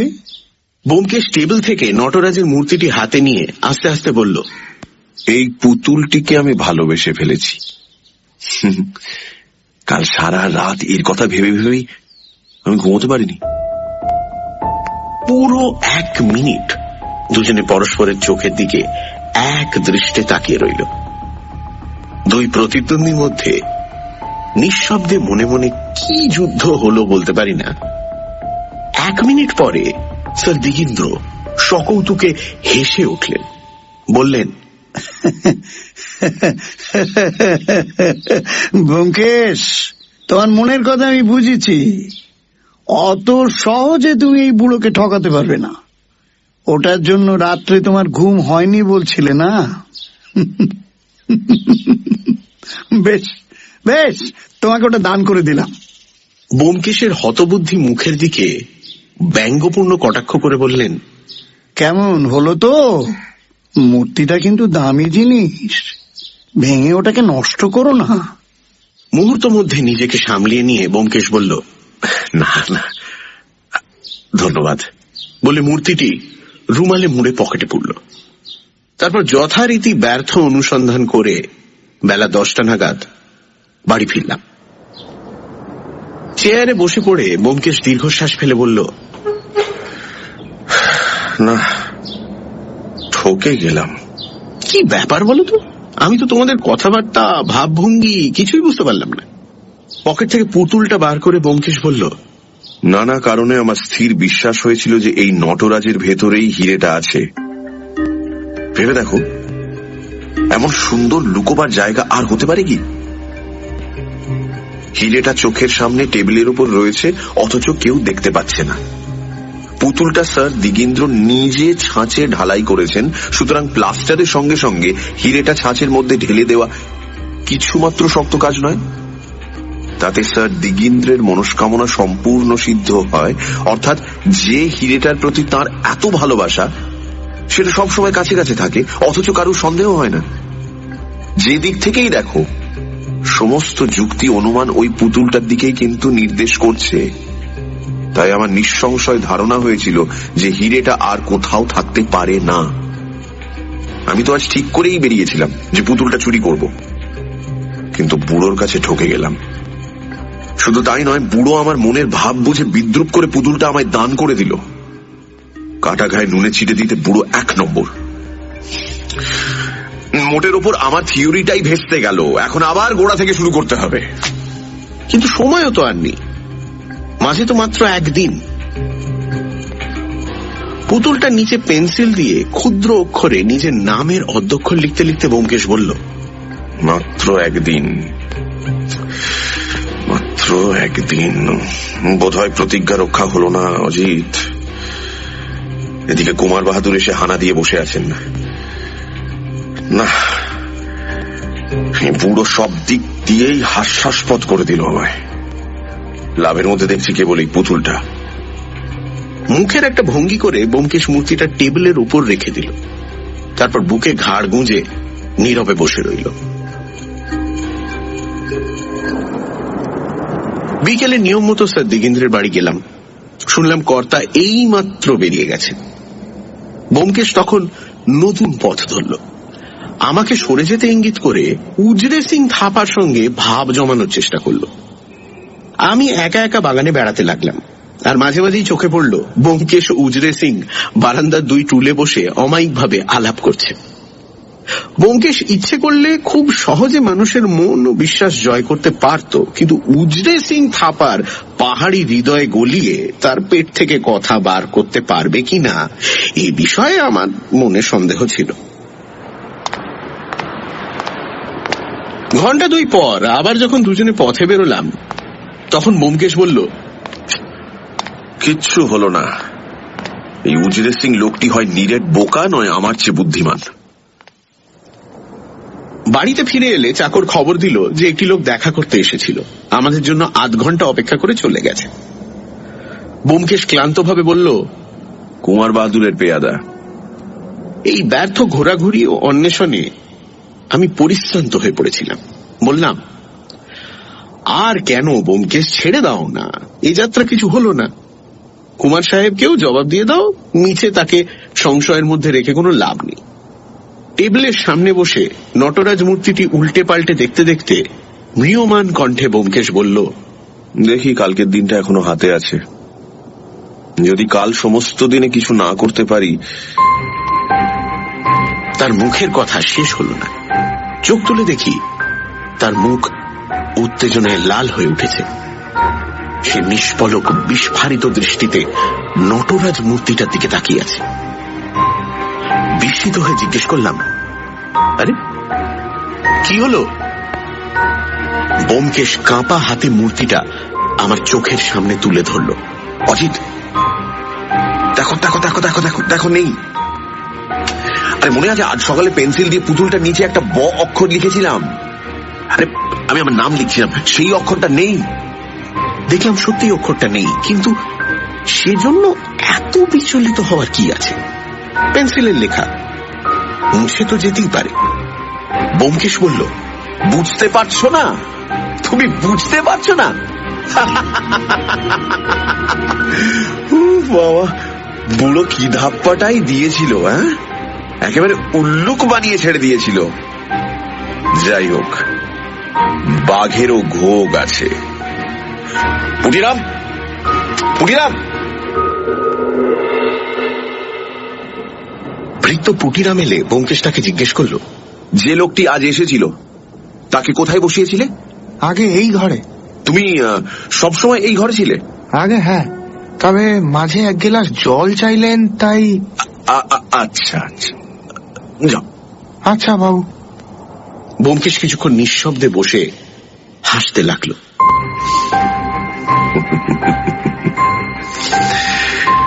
তারপর উঠে পাশের ঘরে যেতে যেতে বলল, তুমি শুনে হয়তো আশ্চর্য হবে, হিরেটা আজ সকাল থেকে সন্ধে পর্যন্ত এই টেবিলের উপরই রাখা ছিল। আমি অবাক হয়ে তাকিয়ে রইলাম। বলে কি? হঠাৎ মাথাটা খারাপ হয়ে গেল নাকি? পাশের ঘর থেকে ব্যোমকেশকে ফোন করতে শুনলাম। হ্যালো, কুমার ত্রিদিবেন্দ্র? হ্যাঁ হ্যাঁ, আমি ব্যোমকেশ। কাল বেলা 10টার মধ্যে পাবেন। আপনার স্পেশাল ট্রেন যেন ঠিক থাকে। পাবা মাত্র রওনা হবেন। না, এখানে থাকা বোধহয় নিরাপদ হবে না। আচ্ছা আচ্ছা, ও সব কথা পরে হবে। শুনুন, ভুলবেন না, 10:30টার মধ্যে কলকাতা ছাড়া চাই। না না না, আপনাকে কিছু করতে হবে না। স্পেশাল ট্রেনের বন্দোবস্ত আমি করে রাখবো। কাউকে কিচ্ছু বলবেন না, কাউকে কিচ্ছু বলবেন না, ঠিক আছে? না, আপনার সেক্রেটারি কেউ নয়, কাউকে না। আচ্ছা, নমস্কার। তারপর হ্যাট কোট পরে বোধ করি স্পেশাল ট্রেনের বন্দোবস্ত করতেই বেরিয়ে গেল। বেরিয়ে যেতে যেতে বলল, এই অজিত, ফিরতে রাত হবে, তুমি শুয়ে পড়ো। রাত্রে ব্যোমকেশ কখন ফিরল জানতে পারিনি। সকাল 8:30টার সময় যথারীতি দুজনে বেরোলাম। বেরোবার সময় দেখলাম নটরাজ মূর্তিটি যথাস্থানে নেই। সেদিকে ব্যোমকেশের দৃষ্টি আকর্ষণ করতে সে বলল, আছে আছে আছে, সেটাকে সরিয়ে রেখেছি। স্যার দিগীন্দ্র তাঁর বসবার ঘরেই ছিলেন। আমাদের দেখে বললেন, হ্যাঁ, তোমাদের দৈনিক আক্রমণ আমার গা সওয়া হয়ে গেছে। এমনকি যতক্ষণ তোমরা আসোনি কেমন যেন একটু ফাঁকা ফাঁকা লাগছিল। ব্যোমকেশ বিনীতভাবে বলল, আপনার উপর অনেক জুলুম করেছি, কিন্তু আর করব না। এই কথাটাই আজ জানাতে এলাম। জয় পরাজয় এক পক্ষের আছেই, সেজন্য দুঃখ করাটা বোকামো। কাল থেকে আর আমাদের এখানে দেখতে পাবেন না। আপনি অবশ্য জানেন যে আপনার ভাইপো এখানে গ্র্যান্ড হোটেলে এসে আছেন। তাকে কাল একরকম জানিয়েই দিয়েছি যে তার এখানে থেকে আর কোনো লাভ নেই। আজ তাকে শেষ জবাব দিয়ে যাব। স্যার দিগীন্দ্র কিছুক্ষণ ভুরু কুঁচকে ব্যোমকেশকে নিরীক্ষণ করলেন। ক্রমে তার মুখে সেই বুলডগ হাসি ফুটে উঠল। তিনি বললেন, তোমার সুবুদ্ধি হয়েছে, খুশি হলাম। খোকাকে বলো বৃথা চেষ্টা করে যেন সময় নষ্ট না করে। আচ্ছা, বলবো। টেবিলের উপর আরেকটি নটরাজ মূর্তি রাখা রয়েছে। সেটা তুলে নিয়ে ব্যোমকেশ বলল, এই যে আরেকটা তৈরি করেছেন দেখছি, আপনার উপহারটি আমি কিন্তু যত্ন করে রেখেছি। শুধু সৌন্দর্যের জন্য নয়, আপনার স্মৃতিচিহ্ন হিসেবেও আমার কাছে তার দাম অনেক। কিন্তু যদি কখনো ভুল করে ভেঙে যায়, আর একটা পাবো কি? বেশ, যদি ভেঙে যায় আর একটা পাবে নিশ্চয়ই। আমার বাড়িতে ঢুকে তোমার শিল্পকলার প্রতি অনুরাগ জন্মেছে, এটা তো কম লাভ নয়। গভীর বিনয় সহকারে ব্যোমকেশ বলল, আগে হ্যাঁ, এতদিন আমার মনের ওদিকটা একেবারে পর্দা ঢাকা ছিল, কিন্তু এই কদিন আপনার সংসর্গে এসে ললিত কলার রস পেতে আরম্ভ করেছি। আমি বুঝেছি ওর মধ্যে কি অমূল্য রত্ন লুকোনো আছে। ওই ছবিখানাও আমার বড় ভালো লাগে। ওই যে ওটা কি আপনারই আঁকা? স্যার দিগীন্দ্রের পেছনের দেওয়ালে একটা সুন্দর নিসর্গ দৃশ্যের ছবি টাঙানো রয়েছে। ব্যোমকেশের আঙুলের নির্দেশ সেটির দিকেই। মুহূর্তের জন্য স্যার দিগীন্দ্র ঘাড় ফেরালেন। সেই ক্ষণিক অবকাশে ব্যোমকেশ এক অদ্ভুত হাতের কসরত দেখালো। টিকটিকি যেমন করে শিকার ধরে, তেমনি ভাবে তার একটা হাত টেবিলের ওপর থেকে নটরাজ মূর্তিটি তুলে নিয়ে পকেটে পুরল এবং অন্য হাতটা সঙ্গে সঙ্গে আরেকটি নটরাজ মূর্তি তার জায়গায় বসিয়ে দিল। স্যার দিগেন্দ্র যখন আবার আমাদের দিকে তাকালেন, তখন ব্যোমকেশ আগের মতোই মুগ্ধভাবে দেওয়ালের ছবিটির দিকে চেয়ে রয়েছে। আমার বুকের ভেতরটা এমন অসম্ভব রকম ধড়ফড় করতে লাগলো যে স্যার দিগেন্দ্র যখন সহজ কণ্ঠেই বললেন, হ্যাঁ, ওটা আমারই আঁকা, তখন কথাগুলো আমার কানে অত্যন্ত অস্পষ্ট ও দূর থেকে আসছে বলে মনে হলো। ভাগ্যে সে সময় তিনি আমার মুখের দিকে তাকাননি, না হলে ব্যোমকেশের হাতের কসরত হয়তো আমার মুখের উদ্বেগেই ধরা পড়ে যেত। ব্যোমকেশ ধীরে সুস্থে উঠে বলল, আচ্ছা, এখন তাহলে আসি। আপনার সংসর্গে এসে আমার লাভই হয়েছে, এই কথা আমি কখনো ভুলবো না। আশা করি আপনিও আমাদের ভুলতে পারবেন না। যদি কখনো দরকার হয় মনে রাখবেন, আমি একজন সত্যান্বেষী। সত্যের অনুসন্ধান করাই আমার পেশা। চলো অজিত, আচ্ছা চললুম তবে, নমস্কার। দরজার কাছে পৌঁছে একবার ফিরে দেখলাম স্যার দিগেন্দ্র ভরু কুঁচকে আমাদের দিকে চেয়ে আছেন, যেন ব্যোমকেশের কথার কোনো একটা অতি গূঢ় ইঙ্গিত বুঝি বুঝি করেও বুঝতে পারছেন না। বাড়ির বাইরে আসতেই একটা খালি ট্যাক্সি পাওয়া গেল। তাতে চড়ে বসে ব্যোমকেশ হুকুম দিল, এই গ্র্যান্ড হোটেল, চলো চলো চলো। আমি তার হাত চেপে ধরে বললাম, ব্যোমকেশ, এসব কি কাণ্ড? কি আশ্চর্য, এখনো বুঝতে পারছো না? আমি যে অনুমানটা করেছিলাম হিরেটা নটরাজের মধ্যে আছে, তা ঠিকই আন্দাজ করেছিলাম। বুড়ো বুঝতে পেরে আমাকে ধোকা দেওয়ার জন্য পুতুলটা আমাকে দিয়ে দিয়েছিল। তারপর আরেকটা ঠিক ওই রকম মূর্তি তৈরি করে কাল সন্ধেবেলা গিয়ে আসলটার সঙ্গে বদল করে এনেছিল। যদি এই অস্পষ্ট ব অক্ষরটি লেখা না থাকতো তাহলে আমি জানতেও পারতাম না। বলে পুতুলটা উল্টে দেখাল। দেখলাম পেন্সিলে লেখা অক্ষরটি পরিষ্কার। আমি রুদ্ধশ্বাসে বললাম, তুমি ঠিক জানো হিরেটা ওর মধ্যেই আছে? ঠিক জানি, কোনো সন্দেহ নেই। কিন্তু যদি না থাকে? তাহলে বুঝবো পৃথিবীতে সত্য বলে কোনো জিনিস নেই। শাস্ত্রের অনুমান খণ্ডটা একেবারে মিথ্যে।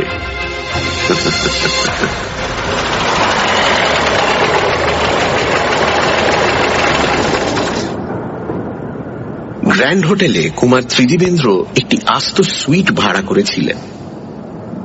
আমরা তার বসবার ঘরে পদার্পণ করতেই তিনি দু হাত বাড়িয়ে ছুটে এলেন। কি কি কি কি হলো ব্যোমকেশ বাবু, একটু বলুন। ব্যোমকেশ নিঃশব্দে নটরাজ মূর্তিটি টেবিলের ওপর রেখে তার দিকে আঙুল নির্দেশ করে দেখালো। হতবুদ্ধি ভাবে কুমার বাহাদুর বললেন, এটা তো দেখছি কাকা নটরাজ, কিন্তু কিন্তু আমার সীমন্ত হীরা ওর মধ্যেই আছে। ওর মধ্যে? হ্যাঁ, ওরই মধ্যে। কিন্তু আপনার যাবার বন্দোবস্ত সব ঠিক আছে তো? 10:30টার সময় আপনার স্পেশাল ছাড়বে। কুমার বাহাদুর অস্থির হয়ে বললেন, আহা, কিন্তু আমি তো কিছুই বুঝতে পারছি না। ওর মধ্যে আমার সীমন্ত হীরা আছে, কি কথা বলছেন আপনি? বিশ্বাস হচ্ছে না? বেশ, পরীক্ষা করে দেখুন। একটা পাথরের পেপার ওয়েট তুলে নিয়ে ব্যোমকেশ মূর্তিটার উপর সজোরে আঘাত করতেই সেটা বহু খণ্ডে চূর্ণ হয়ে গেল। এই নিন আপনার সীমন্ত হীরা, বলে ব্যোমকেশ হিরেটা তুলে ধরল। তার গায়ে তখনও প্লাস্টার লেগে রয়েছে, কিন্তু বুঝতে কোনো অসুবিধে হচ্ছে না যেটা সত্যিই হিরে। কুমার বাহাদুর ব্যোমকেশের হাত থেকে হিরেটা প্রায় কেড়ে নিলেন। কিছুক্ষণ এক দৃষ্টিতে তার দিকে তাকিয়ে থেকে তারপর মহা উল্লাসে বলে উঠলেন, হ্যাঁ হ্যাঁ, এই তো আমার সীমন্ত হীরা। এই যে ভেতর থেকে নীল আলো ঠিকরে বেরোচ্ছে। ব্যোমকেশ বাবু, আপনাকে কি বলে যে কৃতজ্ঞতা জানাবো আমি। কিচ্ছু বলতে হবে না, কিচ্ছু না। আপাতত যত তাড়াতাড়ি পারেন বেরিয়ে পড়ুন। খুড়ো মশাই যদি ইতিমধ্যে জানতে পারেন তাহলে আবার হীরা হারাতে কতক্ষণ? না না না না, আমি এক্ষুনি বেরোচ্ছি।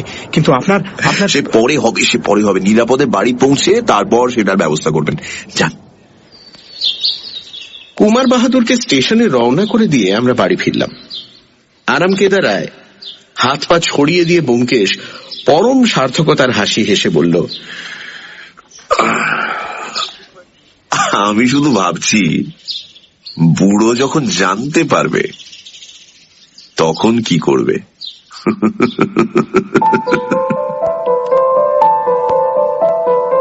দিন কয়েক পরে কুমার বাহাদুরের কাছ থেকে একখানি ইনশিওর করা খাম এলো। চিঠির সঙ্গে একটা চেক পেন দিয়ে আঁটা। চেকে অঙ্কের হিসেবটা দেখে চোখ ঝলসে গেল। চিঠিটি এইরকম: প্রিয় ব্যোমকেশ বাবু, আমার চিরন্তন কৃতজ্ঞতার চিহ্ন স্বরূপ যেটা পাঠালাম, জানি আপনার প্রতিভার তা যোগ্য নয়, তবু আশা করি আপনার অপছন্দ হবে না। ভবিষ্যতে আপনার সঙ্গে দেখা করার প্রত্যাশায় রইলাম। এবার যখন কলকাতা যাব, আপনার মুখে সমস্ত বিবরণ শুনব। অজিত বাবুকেও আমার ধন্যবাদ জানাবেন। তিনি সাহিত্যিক, সুতরাং টাকার কথা তুলে তার সাধনার অমর্যাদা করতে চাই না। হায় রে পোড়া কপালে সাহিত্যিক। কিন্তু যদি তিনি নাম ধাম বদল করে এই হীরা হরণের গল্পটা লিখতে চান, তাহলে আমার কোনো আপত্তি নেই, জানবেন। শ্রদ্ধা ও নমস্কার গ্রহণ করবেন। ইতি, আপনার প্রতিভা মুগ্ধ শ্রী ত্রিদিবেন্দ্র নারায়ণ রায়।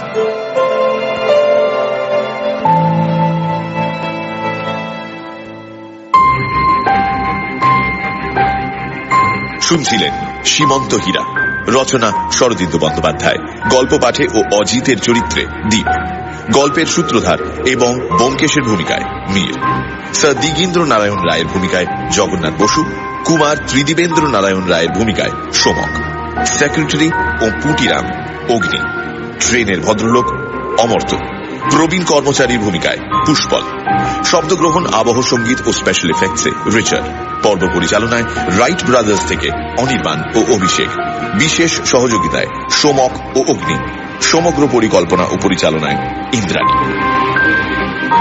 মির্চি 98.3 এর তরফ থেকে আন্তরিক ধন্যবাদ শ্রী প্রবীর চক্রবর্তীকে আমাদের এই উদ্যোগে আমাদের পাশে থাকার জন্য। আগামী সপ্তাহে ঠিক এই সময় আরো একটি রোমাঞ্চকর গল্প নিয়ে হাজির হবে সানডে সাসপেন্স।